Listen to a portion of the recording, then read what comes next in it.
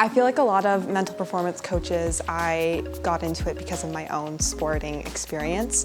I grew up playing basketball and then I made a switch to rugby, so just having that switch off the start was a little bit tricky, learning to play a new sport. And then as I got into that new sport, I worked really hard, and when you're younger, a lot of it is about the physical aspect. And then as you get older and you start to play at higher levels, then your mental game becomes so much more important.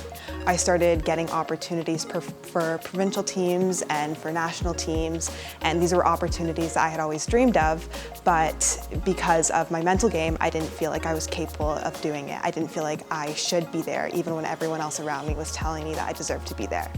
So I took a step back and I decided not to take those opportunities, not to play for those teams, and it's something that to this day bothers me, the what ifs.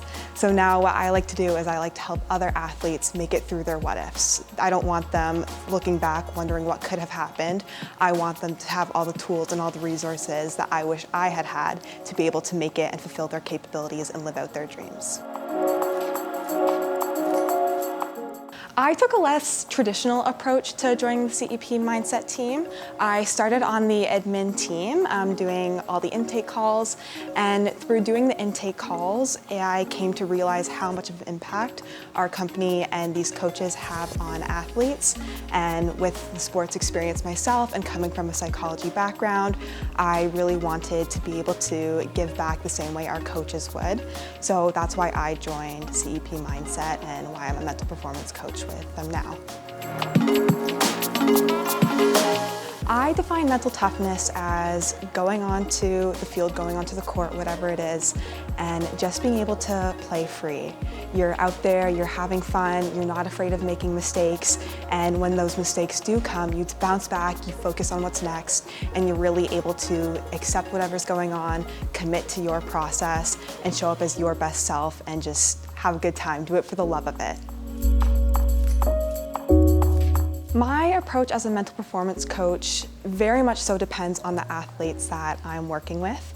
I find that rapport is a massive part of any sort of connection with anybody, but with athletes and mental performance coaching especially.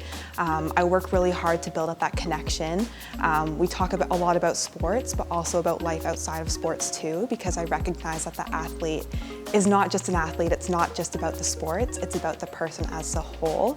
So we work really hard to build that connection and then learn personalized tools to them and their sport and their stage of life, and just go from there and see what happens, see where it takes us. My favorite part about being a mental performance coach is definitely that moment where I can tell the athletes that I'm talking to, they have energy, they're having fun, they're having a good time, they are enjoying what they're doing, and they feel passionate about their sport. A lot of the time when you start working with athletes, the love of the game is not where they want it to be at that point in time. And then as you start talking, as you start building these tools, building up these mental resources, it starts to become about what it was in the first place. You're out there, you're having fun, you're with your friends, you're doing something you love, and you're just having a good time. So just when that love starts to come back and it starts to become enjoyable again, that's my favorite moment of being a mental performance coach.